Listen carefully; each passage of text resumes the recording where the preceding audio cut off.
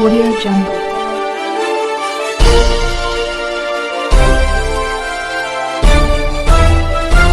Audio Jungle. अभी आप देख रहे हैं कंचन न्यूज। इसे लाइक शेयर सब्सक्राइब करना ना भूलें ताकि न्यूज का नोटिफिकेशन सबसे पहले आपके पास पहुंचे। अब चलिए खबरें विस्तार से। और जिसको आप कहिए सब पी नहीं है, वोट के पी गए सर, तो कोई छपता उसका, उस मीटिंग का कोई खबर छपता? कोई खबर तो कहीं चलता नहीं। आप निकल जाए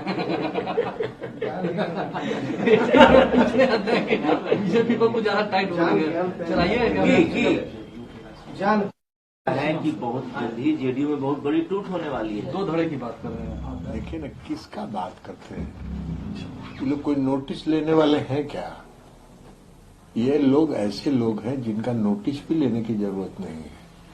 अभी बड़का भारी सम्मेलन किए थे ना बापू सभागार में, और जितना आदमी मंच पर उतना ही आदमी श्रोता, जितना वक्ता उतना श्रोता। तो अब ये क्या बोलते हो वहां मंच पर? तो इसी तरह का बिना मतलब का अनर्गल, बिना सीध पैर का बात बोल के अपना पब्लिसिटी करना है, तो पब्लिसिटी करते रहे। जनता उनता कहीं है नहीं इन लोगों के साथ। इन लोगों को जो पब्लिसिटी करना है, इन लोगों को कहिए पब्लिसिटी करते रहे।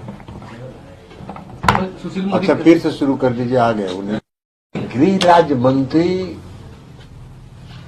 हवाई नेता है, उनको कोई मतलब नहीं है। अभी इतना भारी सम्मेलन किए वहां बापू सभागार में, और जितना नेता मंच पर उतना ही श्रोता। तो अब वो क्या बोलते कि श्रोता भी हमको सुनने नहीं आ रहा है। तो इसी तरह का विवादास्पद बयान दे के बाकी खबर नहीं चले। उनका भारी भरकम लाखों की जो भीड़ थी बापू सभागार में, उसका कोई चर्चा नहीं हो। थोड़ा सा भी लाज और जिसको आप कहिए शर्म भी नहीं है, घोट के पी गए हैं सब। सर, नित्यानंद राय कह रहे हैं कि पार्टी में जेडीयू में टूट होने वाली है। आपसे ही विवाद बताते हैं कि आप ही के साथ सब नेताओं का विवाद चल रहा है। वो उनको क्या पता है कि मेरी पार्टी में क्या है नहीं है?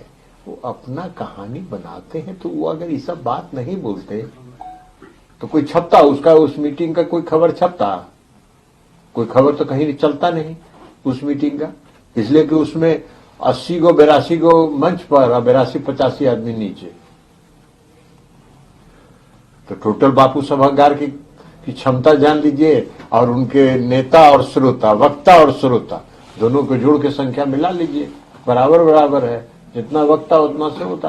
तो इसी तरह की बात, अनर्गल बात कहेंगे नहीं तो फिर मीडिया में छपेंगे कैसे? तो उनको अपने छपने के लिए बोलना है कुछ, उनको बोलते रहने दीजिए।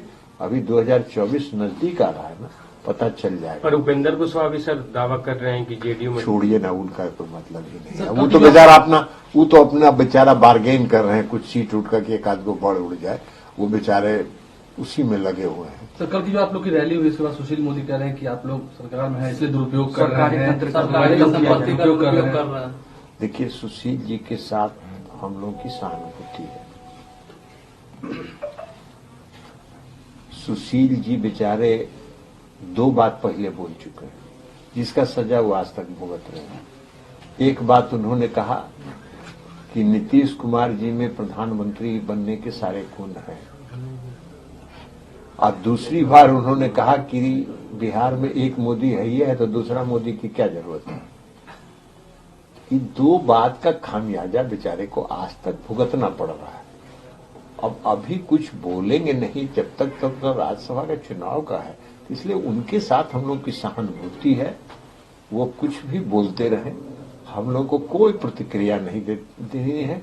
और सुशील जी को राज्यसभा मिल जाए फिर से, इसकी शुभकामना हम लोग उनको देते हैं, उनसे सहानुभूति रखते हैं। सर आरक्षण का दायरा जो आप लोगों ने बढ़ाया है सर, अभी खबर मिल रही है कि हाईकोर्ट में उसे चुनौती दी गई है। ये सब तो जाना हुआ चीज है ना। भारतीय जनता पार्टी आरक्षण विरोधी है, उसको आरक्षण पसंद नहीं है। अब बिहार में जाति आधारित गणना हुई, उसके आधार पर जो आबादी के हिसाब से नए आरक्षण की नीति बनी। अब 50% की रेखा सीमा तो पार कर गए आरक्षण में। जब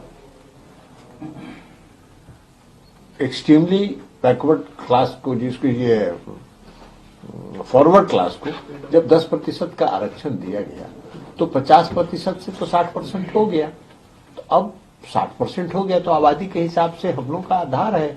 जाति आधारित गणना हम लोगों ने कराई, सारे आंकड़े उपलब्ध हैं और उन आंकड़ों के आधार पर ही ना आरक्षण हम लोगों ने दिया है। तो उसकी तथ्य जितने हैं उससे संबंधित वो न्यायालय में देंगे। न्यायालय में तो ये जाते ही रहते हैं भाई। नगर निकाय का चुनाव रुकवाने के लिए न्यायालय में गए, नगर निकाय का चुनाव हो गया कि नहीं हुआ? आरक्षण व्यवस्था के साथ चुनाव हुआ। दोबारा जो जाति आधारित गणना के विरोध में ये लोग खड़ा थे कि नहीं खड़ा थे? सुप्रीम कोर्ट तक लड़ने के लिए गए, सॉलिसिटर जनरल जाके वहां बहस किए, तब भी जाति आधारित गणना हुआ कि नहीं हुआ?